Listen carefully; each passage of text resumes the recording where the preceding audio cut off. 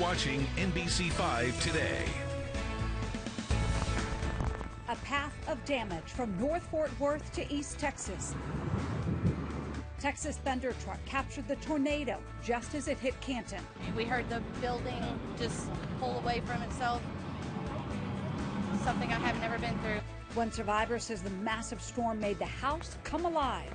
We heard windows blowing out and just a crunching noise. And the house it's like it was breathing in and out. In Saginaw, the winds so powerful it ripped the bricks straight off this home. In Fort Worth, we're looking out the back door windows and saw everything just flying. Whenever I heard the debris hitting the garage, the whole house shook. Shingles ripped off, fences blown down, and trees uprooted, leaving North Texans to pick up the pieces this morning. But you know what? We're all safe, and I'm very thankful for that. Yeah, that gratitude, incredible. Wow. We are all breathing a sigh of relief this morning. The risk of severe weather for us is now over. And that's the good news. But Deborah, as we look at video like this drone video coming to us from one of our viewers, really scary, but truly incredible to see all of that debris just around that tornado as it barreled towards Canton in East Texas. Again, that drone video, just look at that. You can also see more of that drone video on NBCDFW.com. And Texas Thunder Truck was in Canton when that storm hit. We captured the moment a wall cloud turned into a twister. And just watching this, Grant, because I was watching it from the app, I'm just thinking to myself, my goodness, what is in that tornado's path? Yeah, by definition, a tornado is a violently rotating column of air, and that's exactly what you're seeing there from the dash cam of the Texas Thunder Truck. They were in perfect position. You see it here again behind us, and this was just minutes before the tornado moved in to Canton, and this was maximum strength tornado. This was as strong as it got. EF3 estimated winds 150 miles per hour. Let's take it full screen here again. And Laura, that was the wall cloud. That was the real low-hanging cloud. And then that was the full-fledged tornado, a stovepipe tornado. Fortunately, it did weaken slightly as it moved into town, Deborah and Laura. Otherwise, the damage would have been much more severe. But as it stands right now, that was likely an EF3, winds to 150. Probably came down to about an EF2 when it moved into town. I'll have another look at some radar presentations and, of course, the forecast coming up. All right, right now, though, we do want to take a look at some of the damage that was left behind from this storm. Texas Lightning Truck is live there in Canton this morning, giving us this live picture that worker there nearly tripping on those wires. Lots of wires here in the downtown area. Power crews have been out there through the night trying to get the electricity restored. They're telling Larry they've got about 700 customers without power. But again, as the sun starts to come up, just giving us a better view of the kind of damage that happened there in Canton, with the power lines coming down, trees uprooted, homes damaged, but again, no serious injuries. And that's the important part, Deborah. And as we said, Texas Thunder Truck was just south of Canton when the huge wall cloud spawned into a tornado. It was moving so fast, it forced 7 people to hunker down in a gas station and take cover as it dropped down right in front of them. We heard the building just pull away from itself. Something I have never been through. It was scary. You could hear it, and then it just went through, and then it was over. That was it. It's just hard to imagine what those people were going through yesterday. The tornado ripped parts of the roof and outside walls off that gas station, but everyone inside was able to walk out without a scratch, and that's the important part there. Our Ben Russell is in Canton this morning, and Ben, what are you seeing exactly where you are? It's a very similar story where we are on Church Street, just about a quarter-mile away from that gas station, Laura. A family of 6 clung together in the hallway of this home here. You can see they lost a window, but all things considered, that's a very good thing. They huddled together, and they heard the sound of the storm come through. They almost described it as an eerie feeling of the house breathing, contracting. And then they had to catch their breaths when they came outside and saw this. A massive pecan tree fell and crushed the family car, parked just footsteps away from their front door. That's my only vehicle, but God will take care of it. You know, all will be well. I'm just very thankful that we're all safe and well. And Linda Myers might want to hold on to that positive attitude because there's a lot of work that needs to be done. There are encore crews, multiple crews on her street here working to clean up the damage. I mentioned a pecan tree. This is just some of the debris from that massive tree cut up into pieces shortly after the incident happened. I'm walking over here because I want to show you again just what they're facing with as the sun is getting ready to rise here on this Thursday morning in downtown Canton. You see that big piece of white over there? That is a gigantic sheet of sheet metal, what appears to be a carport. Where it came from, who can really say? It didn't come from the house across the street. Doesn't look like it came from the house back behind it. But this is a massive, heavy piece of metal, all twisted together, piled up here on the side of the road. This was a powerful storm that set down here in Canton. And again, from the woman we just heard from and from all reports we're getting from emergency management, the fact that there are no reported injuries at this point, considering what we've seen, that's nothing short of amazing. Live in Canton, Ben Russell, NBC 5. Yeah, just cannot say that enough. All right, Ben, thank you. Now, as Grant's been talking about, Canton is just one of many communities cleaning up on this Thursday morning. Tornadoes were also reported near Rockwall, near Cedar Creek Lake, and also North Fort Worth as well. All right, so I want you to take a look at some damage here in Saginaw. An entire section of brick on that house knocked off. The homeowner says part of their grill was even in their neighbor's yard. There's no word yet on whether it was caused by straight-line winds or an actual tornado, but this is just one of several pictures and video that we've been getting in from our viewers, and our Evan Anderson is live in studio right now showing us some new pictures and video. Evan, it's just not getting old. People have so much. That's right, Laura. We have a ton, and we have a lot to share with you here this morning, and we're getting a lot of pictures here this morning from North Fort Worth, Haltom City, and Keller. We start here in Haltom City. Take a look at this sky. This guy from Haltom City, a picture this guy says he's never seen a sky this green, this dark before in his neighborhood. And take a look right here, Fort Worth and Haltom City right here, driving along the highway, seeing that wall cloud there as he drives down the way. Lots of scary moments inside, up in the sky, I should say. And take a look at this storm funnel in Rockwall. Someone in their backyard just took a picture there. That's that funnel cloud there. So, again, if you have pictures this morning you'd like to send to us or video, send them to IC@NBCDFW.com. All right, Evan, thank you. All right, just really want to underscore as we move on to Grant now that there really were, Grant, no severe injuries, which speaks to the strength of the early warnings people got. Yeah, absolutely. And the Weather Service, of course, they issue the warnings. They'll be out assessing the damage, doing damage surveys today to determine the exact path and strength of these tornadoes. So all the symbols here that I show you, they're preliminary reports from the tornadoes. Of course, the Canton area and also down into southeastern Kaufman County. This is when the storm started as it crossed over Cedar Creek Lake near Kemp and Maybank. It did damage, and then it may have lifted briefly, then come back down. That's why you kind of see two different reports there near the Canton area. Also had that rope tornado just north of Fate up here in Rockwall County. We had a lot of viewer pictures, as Evan was showing you, from the Rockwall area. And then, yes, there was some damage in North Fort Worth near the Saginaw area, and the Weather Service will go out and get more specific on that if you had damage in your area. Be looking for those reports as we send them out on our NBC DFW website later today. The storms have cleared, and there might be a little mist in place, but overall things much quieter, also cooler here this morning as you step outside, starting off in the 60s with some cloud cover, but then sunshine and 84. Coming up, I'm going to show you what the S-band radar looked like as that storm, as the tornado rolled into Canton. Right now, though, let's get you updated on the roads. Samantha, how's it looking out there? Looking pretty good on this Thursday morning. It is 6:07. We don't have any major traffic concerns out there. As Grant talked about, there's a little bit of mist and drizzle out there, but it's not heavy enough to have a huge impact on your drive. So conditions looking pretty good right now from Dallas to Fort Worth. Here's a look at some of that mist and drizzle. It's been occasionally showing up on some of our TxDOT cameras, but again, it is patchy. It's just very light as well. So you see one raindrop there. This is a look in Louisville. This is 35E at FM 1171, and it's definitely not having an impact on the roads. For those of you in Dallas, your rush hour traffic starting to pick up. One little crash, but no major delays. Back to you guys. All right, Samantha, thank you. Time now 6:08. Do you remember the man who police say falsely reported his son was abducted? Well, that man has now been cited in connection to an Amber Alert that turned out to be fake.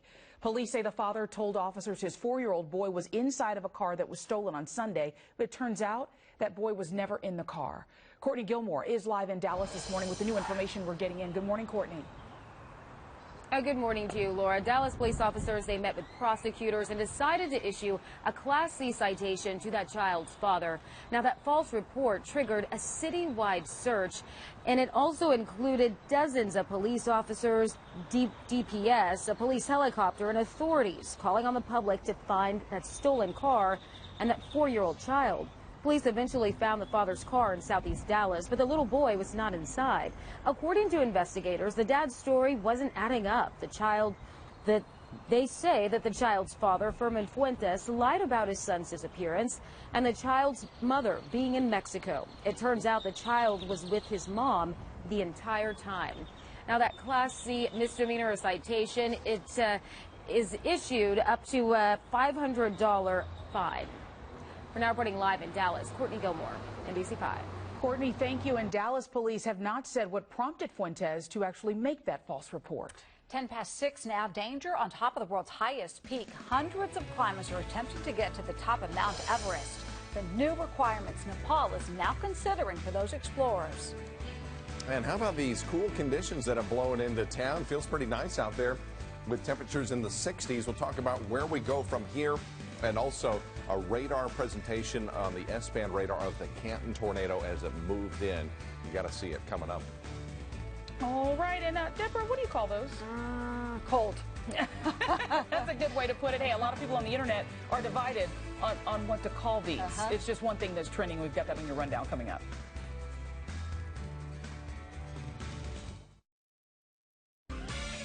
Your time now is 6:13. We're talking about all the things that are going to be trending in your social media feeds today with the rundown. And let's all start with a collective aw, because this Missouri couple snapped these cute pictures. You see all these dogs in their pictures? They decided to not use the bouquets and instead use the puppies. And all of them are shelter dogs. They brought them all to their wedding so that people could look at them and hopefully adopt them. Their whole thing here is they say they love dogs and they want to make sure that some of these dogs from the shelter get forever homes. How cool is that? Oh, yeah, that's sweet. The pictures look really cool, too. Some fun wedding pictures. I also love how people in the wedding party and people sitting down over here are also holding some of the dogs. So that's cute, too. All right, well, a Texas staple has made its way to the Middle Eastern country of Jordan. Yeah, you see right there. Does that not look like the Bucky sign?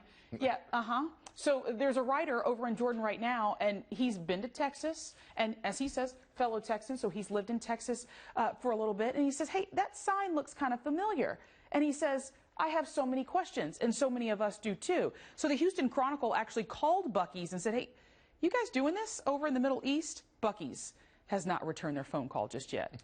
I mean, I do not see 50 gas pumps, so maybe it's not. Maybe it's a smaller version. And what do the restrooms look like? That's, right. that's the real deal. Yes. All those restrooms, have you seen them? That's the way you describe it to people, you know, out of state. The restrooms are amazing. And the beaver nuggets. And there you go. All right, one final thing for you. We're heading into summer, right? So I want to ask you a question. What are those?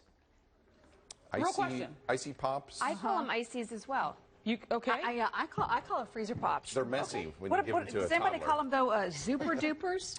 No, I don't. What about Otter Pops? See, yeah. So those are some of the. I put this on my Facebook page, and there were so many comments. Everybody had a different idea of what they're called. So we're asking you, what do you call them? Is this one of those regional things where some people call Coke, Pop, or soda? Or soda. Depending on where you grew up. So maybe this is. This is a trick question. Are you setting us up for Not something? at all. I call them Icy Pops. We grew up in Atlanta. They were Icy Pops. I grew up in upstate New York. We called them ices.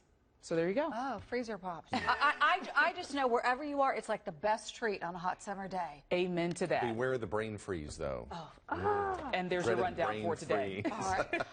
I think something that's also still trending this morning is just those tornadoes and the outbreak in the storm a lot of people, you know, kind of on edge, understandable. I mean, we, you know, had the tornado warning for Tarrant County and Denton County.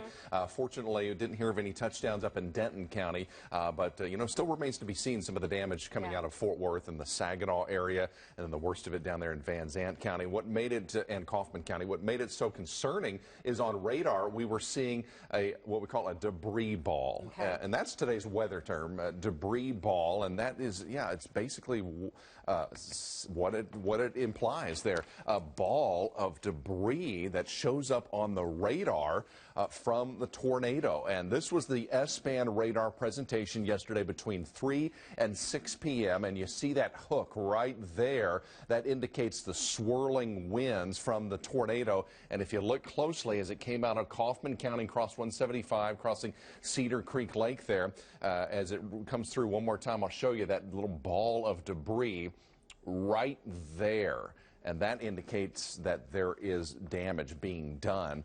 And boy, the worst of it was just before it moved into Canton, and then it weakened slightly moving into Canton, but still doing considerable damage. So this line here represents the path of that destructive tornado. Things are much quieter here this morning.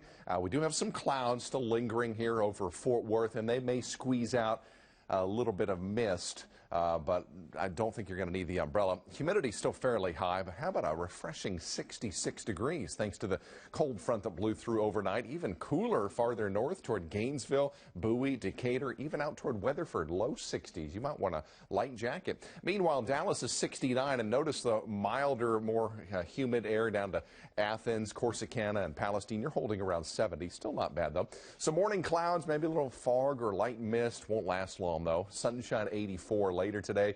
The wind will be light. Still a pretty good line of storms pushing down through College Station, heading toward Houston, and Austin has seen some. Nothing, though, here this morning on the S-band other than some of those little droplets of mist. And the severe weather threat today does not include North Texas, but perhaps down toward the Big Bend and into the San Angelo area. Clouds will clear out around mid to late morning, and we'll see abundant sunshine this afternoon, and temperatures will be into the 80s. Should hit 84 for the high. Now, tomorrow there's a slight chance of rain in the morning, mainly to the south of DFW, though. I think we'll stay dry up here in the Metroplex. And 87 for Friday.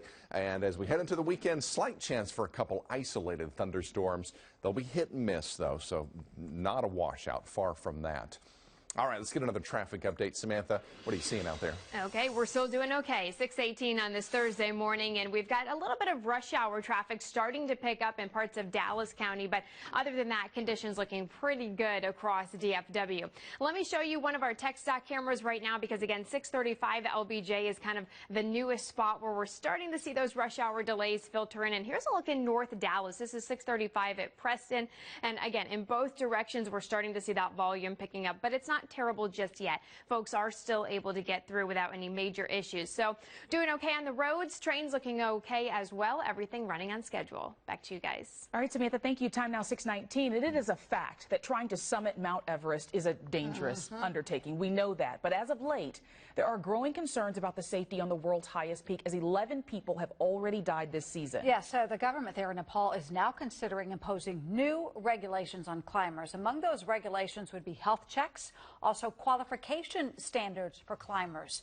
Most of these 11 fatalities this year have happened as climbers are making their way down the mountain. People are getting stuck in the so-called death zone, and they're dying from exhaustion, dehydration, or because they ran out of oxygen. Many guides, though, say accountability just doesn't fall on the government, though. Companies need to take responsibility for the climbers that they're bringing here, making sure that they are properly vetted, they have enough experience. There are lots of climbers who just want to check the box so that they can say, you know, they have been to the top of the world. A record 381 permits have been granted this year for people who want to try to reach the top. Almost anyone can visit the mountain, including over the weekend. Look at there.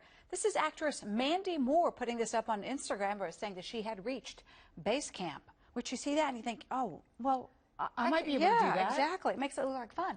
But it is a dangerous proposition, and more people are dying from it. All right, 6:20. Well, is your teenager thinking about getting a summer job, or are you thinking your teenager needs a summer job? That's how it goes. Yeah, either way, Larry Collins this morning goes back in time to his first job. See how being surrounded by a bunch of toys helped him become the man he is today. 6:21 on your Thursday morning. We'll be right back.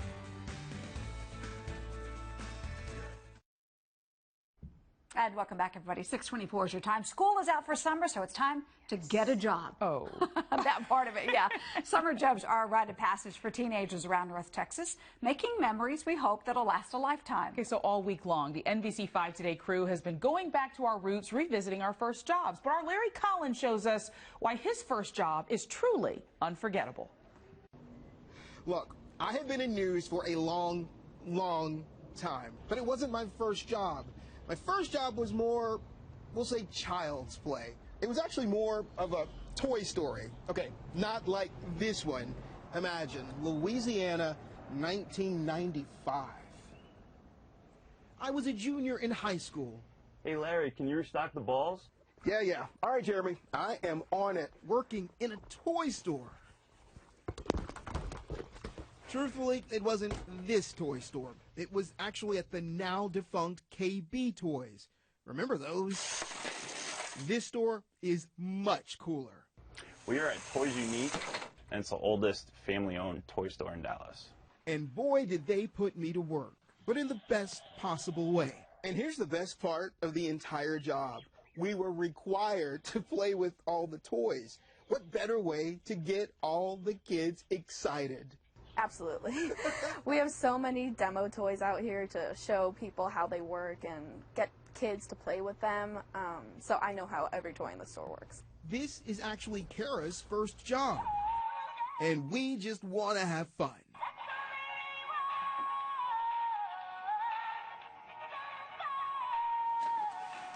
It's one of the few jobs where you always see people smiling. Always at their best. It's a mix of job, playing with kids, babysitting. And that's my toy story.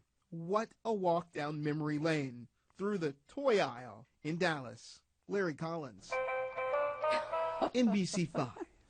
Now he plays with the toys here at NBC 5, right? Just love that. Now, if you are looking to land your first job, don't forget to check your social media before applying. Yeah, why is that important? Because people have lost their chance at a job because of what is said on Facebook or Twitter. Also, a few things to remember. Never trash talk your job or potential job. Never, ever curse. All our mamas have told us that. And remember, the internet is forever. So no matter how private you keep your settings, what you consider a hilarious picture now may be embarrassing in 5 years. And remember to keep your best foot forward. And while the boss, and you can get that job. All right, 626, tough job yesterday for meteorologists, but doing a fantastic work at keeping us safe as tornadoes and violent storms just roar through North Texas. Debris everywhere. The power is out for so many. As the sun starts to rise, we are getting a better look at the damage. And we'll have a lot more on the Canton tornado and the other tornadoes that touched down yesterday. Fortunately, a different scene this morning, and the weather has quieted down. But coming up, we'll let you know when we could see a couple more rounds of thunderstorms. And ahead on this Thursday morning, a 10-year-old takes a request straight to the top. Her letter to the boss is bringing something good to area restaurants. It's all coming up in our next half hour. 627 is your time. You're watching NBC 5 Today. Terror in North Texas. It was indescribable for the time that it was here, and it was so fast. Tornadoes rip across communities, leaving neighbors in fear. Shouldn't we do something? The Texas Thunder Truck bringing you live coverage as this tornado touched down in Canton, forcing North Texans to run and hide. Seen it spiral up right across the road. I told everybody, let's go. We went to the bathroom. We hunkered down. In all, tornadoes were reported in Canton, Fort Worth, near Rockwall, and in Cedar Creek Lake, leaving behind a trail of destruction. But you know what? We're all safe, and I'm very thankful for that. Yeah, she can say that again. Yeah, daybreak will take meteorologists with the National Weather Service from Fort Worth east to Canton to determine how many tornadoes hit and with what speed. And we can't stop seeing this drone video enough. Just see the sheer terror that these people must have been feeling as they were seeing this coming straight for them in that Canton area. Grant says this is where it gained maximum strength. You can see all that debris flying. Just impressive there. And as the sun comes up today, you can imagine that people in Canton will start trying to figure out exactly how they're going to clean up their communities and surveying the damage that's been left behind. Yeah, we do have NBC 5 crews spread out this morning taking a look at the destruction. We want to start our team coverage now with Larry Collins, who is live for us in Canton. You're in that downtown area, that hard-hit area, Larry. That's right. Good morning, guys. Making our way through downtown Canton. We are told this is ground zero when it comes to the damage from that tornado, and you don't have to go far to look. Remember, the cleanup started yesterday afternoon in the daylight, and so this morning there are piles of debris almost everywhere you look.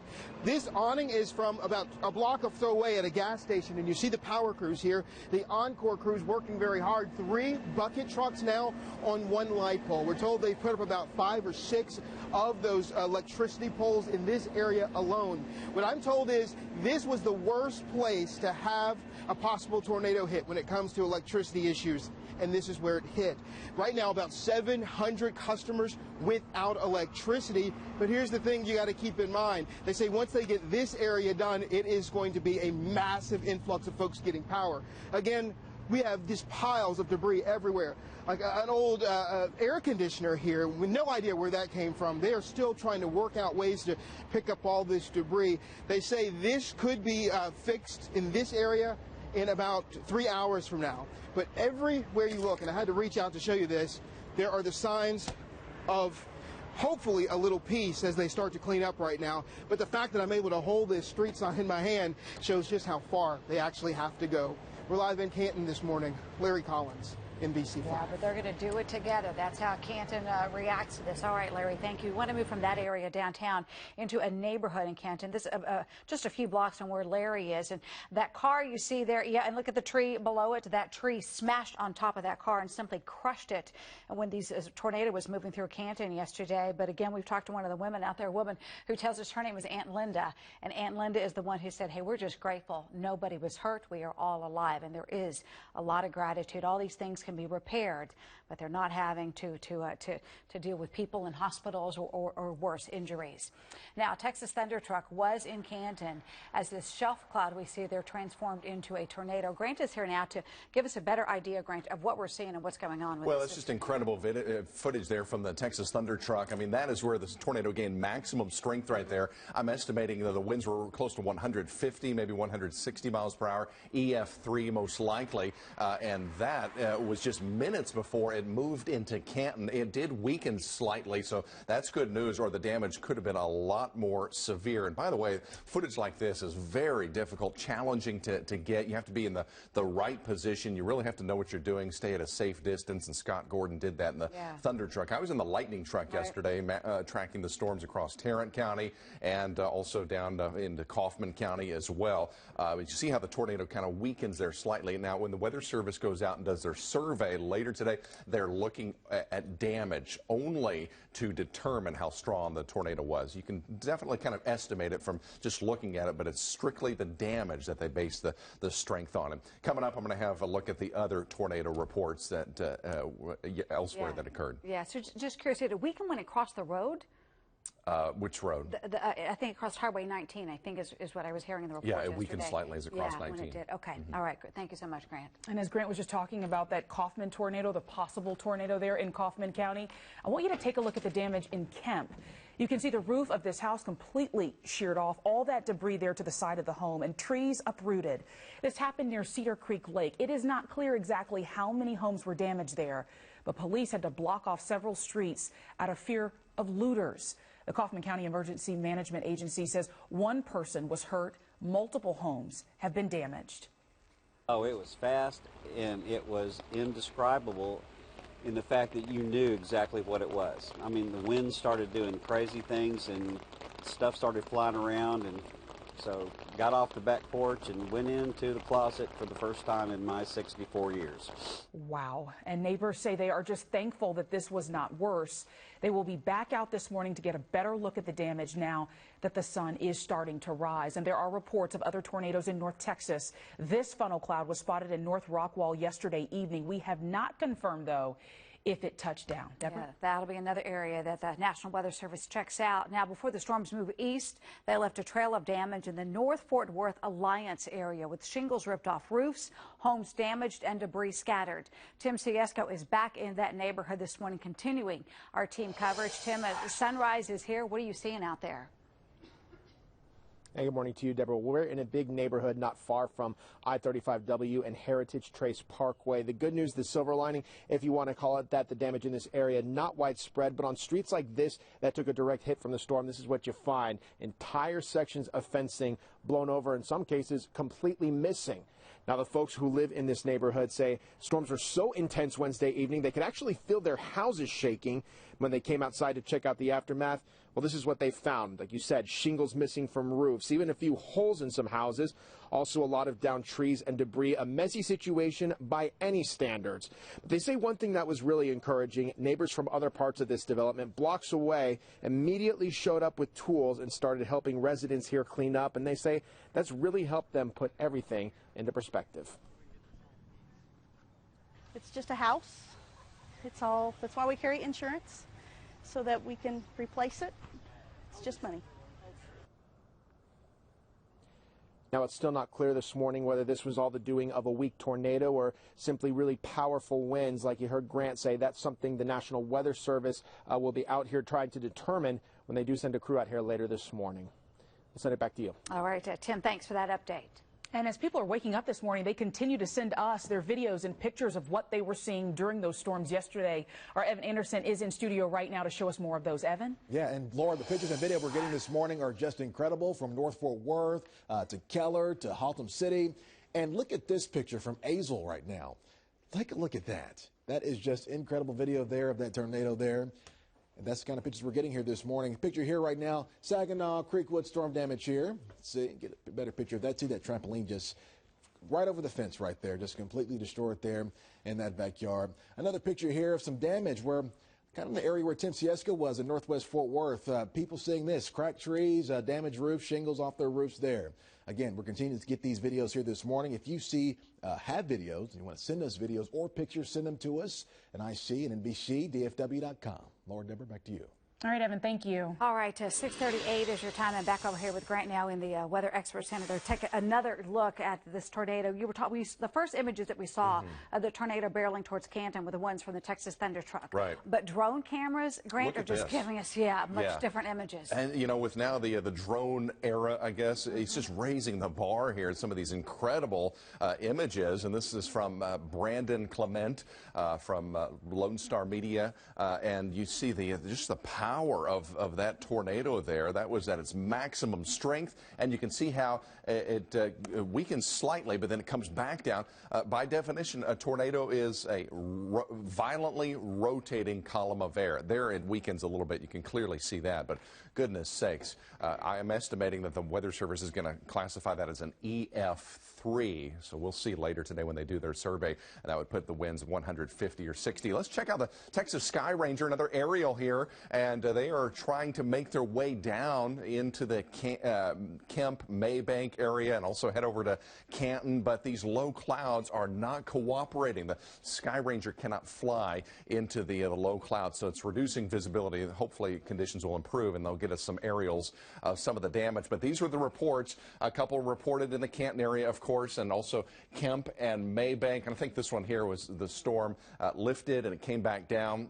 There were two separate reports there. Also Rockwall County, just north of Fate, that was the rope tornado, and North Fort Worth near Saginaw. There was some damage, and the Weather Service will survey that as well today. The storms are gone. A little mist out there is possible with some of these low clouds. It's fairly cool. We've got temperatures in the 60s this morning. I don't think you'll need the umbrella. Sunshine and 84 later today. All right, let's see how traffic's moving along. Samantha, over to you. And overall traffic looking good this morning. We only have two little issues that I want to point out right now. If you travel on I-20 through Tarrant County, we've got a vehicle that went off the road. This is I-20 eastbound at Bowen. TxDOT kind of moving the camera here to focus in and get a good look at this. But this is causing a slight backup that extends back towards 287. Also an accident by the north entrance of DFW Airport, 114 westbound at William D. Tate. This one not causing any major slowdowns. Back to you guys. All right, thanks, Samantha. Well, a tiny baseball fan hit by a foul ball during the Cubs-Astros game. See the emotional reaction from the player just after he saw what happened. Plus, it all comes down to today. The final round of the National Spelling Bee starts later this morning. See how many North Texans made the cut. And the fourth grader creating change at a Dallas-Fort Worth restaurant. Everyone was like, "Are you Camilla?" And I was like, "Yeah." And they're like, "Oh, okay, okay." Her solution to a problem at her favorite steakhouse is something good.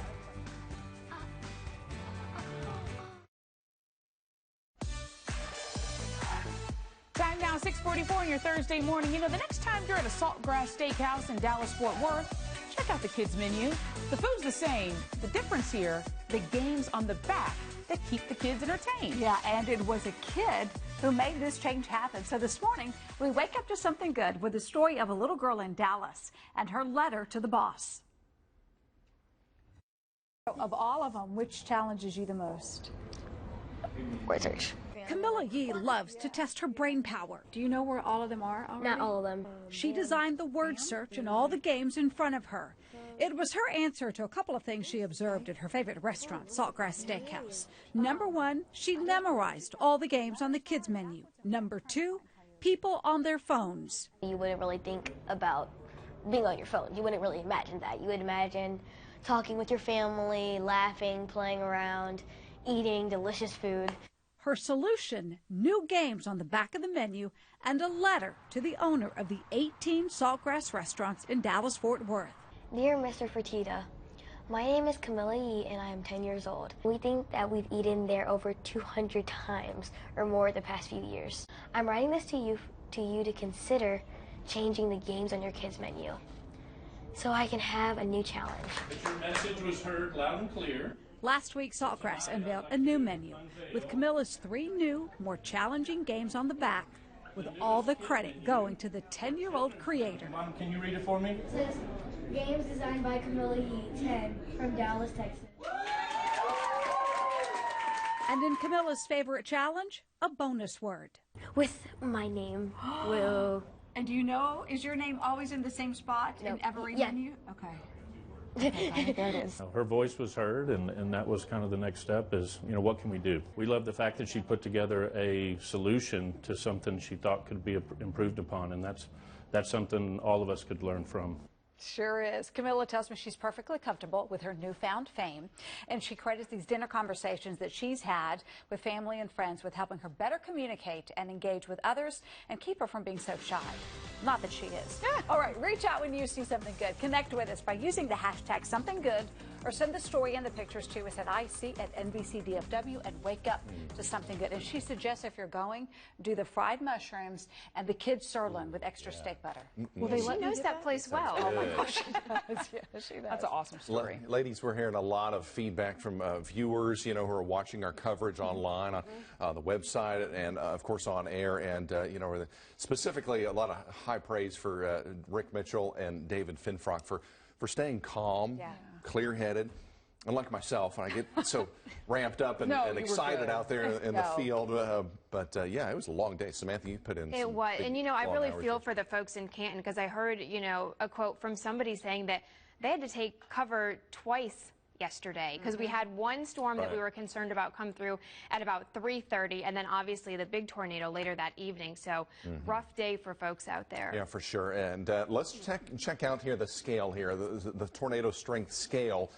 Because I think that this is going to go down as an EF3, maybe an EF4, but I think most likely EF3, the Canton tornado at its maximum strength. That puts the winds 136 to 165 miles per hour. And then it did weaken slightly as it moved into town. If they determine that the storm in North Fort Worth, Saginaw was a tornado, when the National Weather Service goes out and surveys the damage, it'll probably be in the EF0 category, but still winds could have been as high as 85 miles per hour. You see EF5, 200-mile-per-hour winds. The one 2 years ago that hit Canton was an EF4.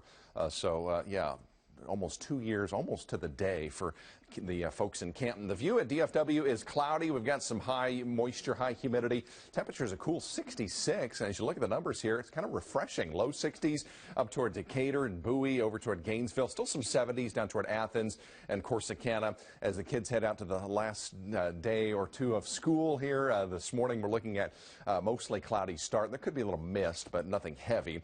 Clearing skies later today. Sunshine, less humid, and 84 for the high. Still some stormy weather down south. south, moving through College Station, heading down toward Houston. That's along the cold front, and then also some severe weather down toward the Big Bend, and that's where it will stay today.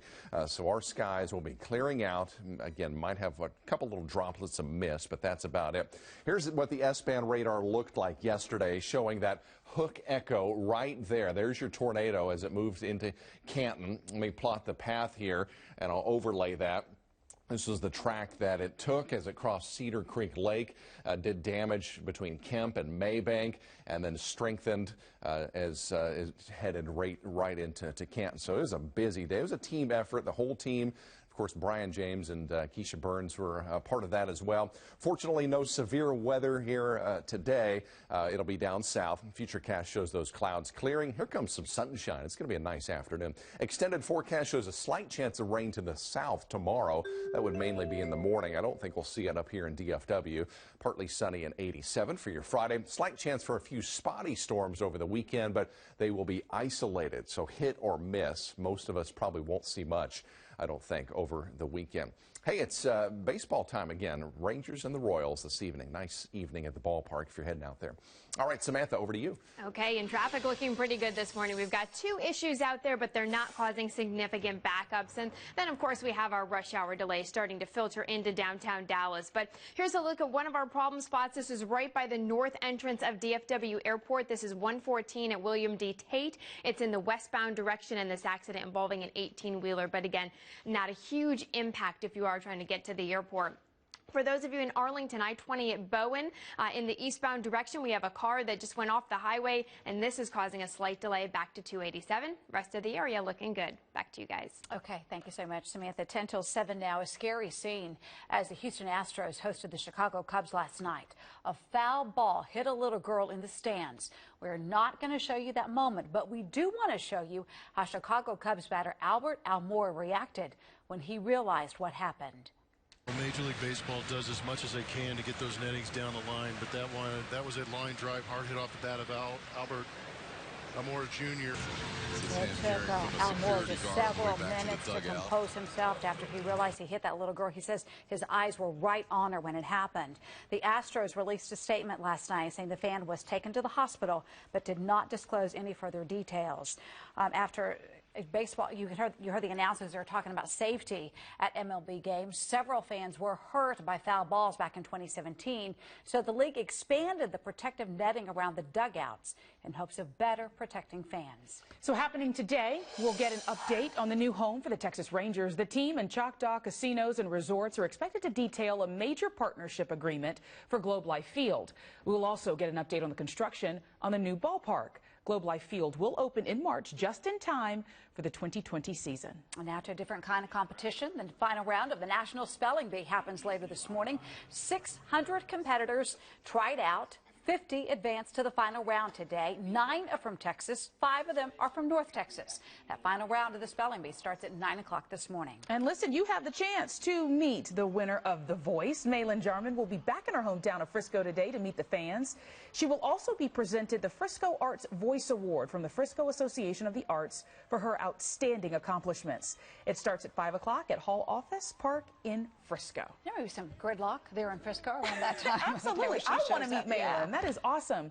Well, thankfully, a quiet weather day on tap today because people all across North Texas and in East Texas are going to be cleaning up, and we've got some live shots to show you right after this break. All right, 6:52 is your time now.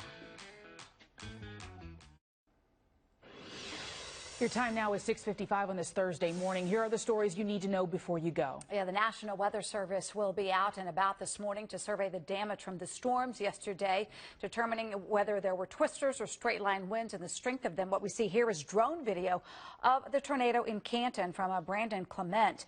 Texas Thunder Truck was also on the roads this morning capturing video when the shelf cloud formed into a twister yesterday evening.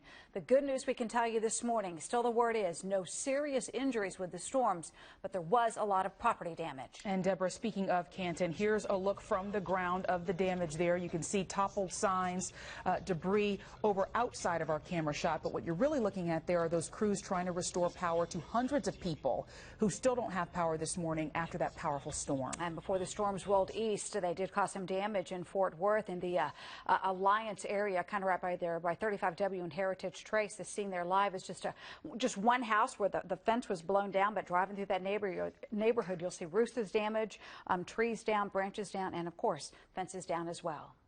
All right, and Dallas police issued a citation for the father who forced an Amber Alert. The dad told police his 4-year-old child was taken when his car was stolen, but that boy was never in the car. Instead, the boy was safe with his mother the entire time. That man could now be facing a fine of $500. Presidential hopeful Beto O'Rourke will host an immigration roundtable in Dallas today. He'll meet with people who've been impacted by the U.S. immigration system. This week, O'Rourke released his plan to rewrite immigration law to create a pathway to citizenship for 11 million people and make the naturalization process easier. All right, taking a look at your traffic with Samantha right now. Fingers crossed it'll be an all right drive, Samantha. Yeah, we're doing okay so far. Just a couple of issues out there, but not a major backup. All my problem spots that I have right now are for Tarrant County drivers. This is I-20 eastbound at Bowen. You've got a car that went off the road there, so the left-hand shoulder is blocked. You've got a slight delay back to 287. By the north entrance of DFW Airport, 114 westbound at William D. Tate, you have a crash. And then also near the south entrance, 183 westbound, the ramp that connects you to 360, a crash working as well. Let's get over to Grant. And Grant, a much calmer forecast today. Yes, thank goodness. And cooler as well. We've got some 60s out there. As you step outside, it almost feels refreshing. Dallas here at 68, Fort Worth 65, mid-60s, Flower Mound to Denton, Hanover in Collin County, Frisco 65, Wiley at 62, a little milder off, a little warmer to the east. Still some 70s hanging on, but the stormy weather has cleared out. It's pushing down toward the Houston area, so be aware that you'll eventually catch up to those storms if you're traveling southbound on I-45. There may be a little mist as you see some of these green specks, some of this low cloud cover still hanging on. The view over Dallas is cloudy, and there might be a little light fog in some spots, but eventually the clouds will give way to sunshine. Your day planner shows a high of 84 today. Looks like a real nice outdoor afternoon. The winds will stay light from the northeast. Slight chance of rain tomorrow, but that should stay to the south. Deborah and Laura, low storm chances over the weekend. Very much hit or miss. Most of us probably miss it. Hey, and for the record, you are a voice of reassurance as well. Oh, okay. Just want to get that out there. And let's stay with weather for a moment. Our Ben Russell is live out in Canton where all of that damage is right now. Ben. Laura and Deborah, we have a drone up over the heart of the damage. What we are looking at now from our sky view here is Encore crews, several Encore crews working to restore electricity in the area of where what was likely this tornado that touched down the intersection of highways 19 and 64 in the area around the First Monday's trade ground. That's what's in the top right of your camera screen there. And if we can pan back to the left, there's some damage down in this area. If you see there's debris cornered at the intersection there. We can actually see the Texas Lightning truck. And then back even farther to the left is the facade of a business that's just been ripped right off. You see it lying in the foreground there if you shot. Much of the roof itself of that building is gone as well. There's going to be a lot of cleanup work that needs to be done here in Canton today and moving forward. Wow, yeah, just some great images there as the sun's coming up. And again, the National Weather Service will be out there. And Grant, that's what they'll be looking at, the damage caused by these winds. They'll determine the strength, the exact strength of those that tornado based on the damage. All right, thank you so much for joining us on this Thursday.